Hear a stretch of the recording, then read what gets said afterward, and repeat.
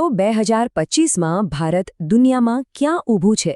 સવાલ ઘણો મોટો છે અને આને સમજવા માટે આપણે ખાલી સમાચારો પર નહીં પણ નક્કર આંકડાઓ પર ધ્યાન આપીશું. આપણે એવા ગ્લોબલ ઇન્ડેક્સ રેન્કિંગ્સને જોઈશું જે ખરેખર કોઈ પણ દેશની આખી વાર્તાને નંબરોમાં બતાવી દે છે. વિચારવા જેવો સવાલ છે, ખરું ને? કોઈ પણ દેશની સફળતાને માપવી કઈ રીતે? શું એની અર્થવ્યવસ્થા કેટલી મજબૂત છે એના પરથી, કે પછી એના લોકો કેટલા ખુશ છે એના પરથી? આ બહુ જટિલ છે અને આ જે ગ્લોબલ ઇન્ડેક્સ છે ને, એ આ મોટા સવાલનો જવાબ આપવાનો એક પ્રયત્ન માત્ર છે. પણ એક વાત યાદ રાખવી જરૂરી છે, આ ખાલી નંબરોનો ખેલ નથી. આ રેન્કિંગ્સની વાસ્તવિક દુનિયા પર બહુ મોટી અસર પડે છે. સરકારો ક્યાં ધ્યાન આપશે, કંપનીઓ ક્યાં પૈસા રોકશે અને આખી દુનિયા કોઈ દેશને કઈ રીતે જોશે, એ બધું આના પરથી નક્કી થતું હોય છે. સારું, તો ભારતની આખી સ્થિતિને બરાબર સમજવા માટે આપણે એને 4 અલગ અલગ દૃષ્ટિકોણથી જોઈશું. શરૂઆત કરીશું એની આર્થિક અને ઇનોવેશનની તાકાતથી, પછી એની વૈશ્વિક શક્તિ અને પ્રભાવ પર નજર નાખીશું. ત્યારબાદ સૌથી અગત્યની વાત એટલે કે ત્યાંના લોકોના જીવનની ગુણવત્તા પર આવીશું અને છેલ્લે દેશના ભવિષ્યનો પાયો કેવો છે એ તપાસીશું. ચાલો શરૂ કરીએ. તો ચાલો સૌથી પહેલાં એ આંકડાઓ જોઈએ જે દેશના આર્થિક સ્વાસ્થ્ય, વ્યાપાર ધંધા માટેના વાતાવરણ અને ટેકનોલોજીમાં થયેલી પ્રગતિ વિશે આપણને જણાવે છે. અહીંયા છે ને એક સ્પષ્ટ ચિત્ર સામે આવે છે.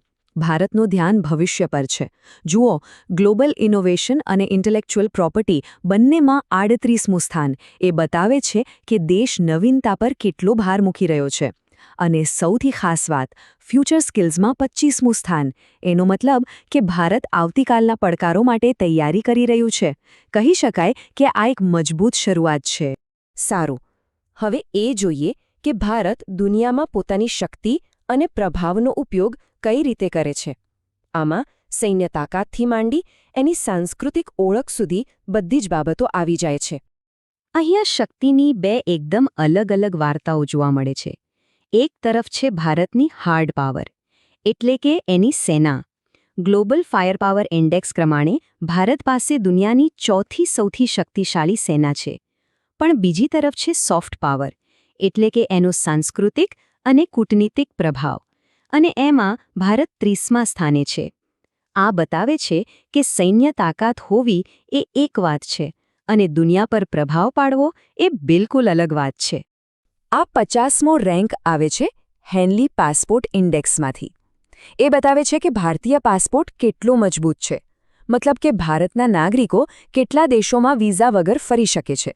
આ ખાલી એક આંકડો નથી, પણ દેશના આંતરરાષ્ટ્રીય સંબંધો અને એના નાગરિકો માટે દુનિયા કેટલી ખુલ્લી છે એનું પ્રતીક છે. હવે આપણે દેશની અંદર નજર કરીએ. આ વિભાગ એવા સામાજિક સૂચકાંકો પર છે જે નાગરિકોના જીવનની ગુણવત્તા અને સલામતીને માપે છે. સાચું કહું તો કોઈપણ રાષ્ટ્ર માટે આ સૌથી મહત્વનું માપ છે. અને હવે આપણે એક ગંભીર વાસ્તવિકતા પર આવીએ છીએ. આ 102મો રેન્ક ગ્લોબલ હંગર ઇન્ડેક્સનો છે. 123 દેશોમાંથી 102મું સ્થાન. એ સ્પષ્ટપણે દર્શાવે છે કે દેશમાં કુપોષણ અને ભૂખમરો એક બહુ મોટો પડકાર છે. આ આંકડો યાદ પાવે છે કે આર્થિક પ્રગતિ ભલે ગમે તેટલી હોય, પણ લોકોની મૂળભૂત જરૂરિયાતો પૂરી કરવી એ હજુ પણ પ્રાથમિકતા છે. અને શાંતિના મોરચે પણ પડકારો ઓછા નથી. ગ્લોબલ પીસ ઇન્ડેક્સમાં ભારત 115મા સ્થાને છે. આ ઇન્ડેક્સ દેશમાં સામાજિક સલામતી અને આંતરિક સંઘર્ષ જેવી બાબતોને માપે છે. આ એ પણ બતાવે છે કે દેશની અંદર સ્થિરતા અને શાંતિ સ્થાપવા માટે હજી ઘણું કામ બાકી છે. અને છેલ્લે સૌથી વ્યક્તિગત સવાલ, લોકો પોતે કેટલા ખુશ છે?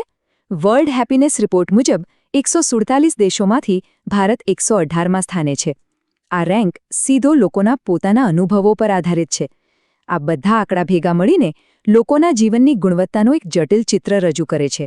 જુઓ, આ 102નો આંકડો માત્ર ડેટા નથી, એ એક વાસ્તવિકતા છે. જે સ્ત્રોતમાંથી આ માહિતી લેવાઈ છે એ સ્પષ્ટપણે કહે છે કે આ રેન્ક ખૂબ જ ખરાબ પરિસ્થિતિ દર્શાવે છે. આ એક સીધી ચેતવણી છે કે મૂળભૂત જરૂરિયાતો પૂરી કરવા માટે હજી ઘણો લાંબો રસ્તો કાપવાનો છે. આ સમજવું ખૂબ જ જરૂરી છે. 14મું સ્થાન એ નથી બતાવતું કે ભારતમાં આતંકવાદ ઓછો છે, બલકે એનાથી ઉલટું એ બતાવે છે કે આતંકવાદની અસર બીજા દેશોની સરખામણીમાં ઘણી વધારે છે. મતલબ કે રેન્ક જેટલો નાનો, અસર એટલી વધારે. આપણા છેલ્લા વિભાગમાં હવે આપણે એ પાયાના તત્વો પર નજર કરીશું જે દેશના ભવિષ્યને આકાર આપે છે, જેમ કે શાસન વ્યવસ્થા, પર્યાવરણ અને લોકોની સ્વતંત્રતાઓ. આ ચાર્ટ કદાચ ભારતની જટિલતાને સૌથી સારી રીતે બતાવે છે. જુઓ, એક તરફ પર્યાવરણના રક્ષણમાં ભારત દુનિયામાં 10મા નંબરે છે, જે એક શાનદાર સિદ્ધિ છે. પણ એ જ સમયે બીજી તરફ પ્રેસની સ્વતંત્રતાના મામલે તે 151મા સ્થાને છે. આ જે વિરોધાભાસ છે ને, એ જ દેશની વાર્તાનો મુખ્ય ભાગ છે. અને આ વિરોધાભાસ અહીં પણ ચાલુ જ રહે છે. ફ્યુચર પોસિબિલિટીઝ ઇન્ડેક્સમાં ભારત 35મા સ્થાને છે, જે દર્શાવે છે કે ભવિષ્ય માટેની તૈયારી અને દૃષ્ટિ તો છે, પણ એ ભવિષ્યને સાકાર કરવા માટે મજબૂત પાયાની જરૂર પડે. અને રૂલ ઓફ લો ઇન્ડેક્સમાં 86th સ્થાન સૂચવે છે કે શાસન અને કાયદાના પાલનમાં હજુ સુધારાને અવકાશ છે.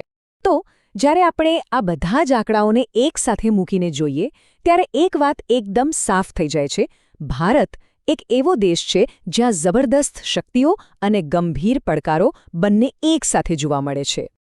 આ સારાંશ ટેબલ આખી વાર્તાને 2 લીટીમાં કહી દે છે.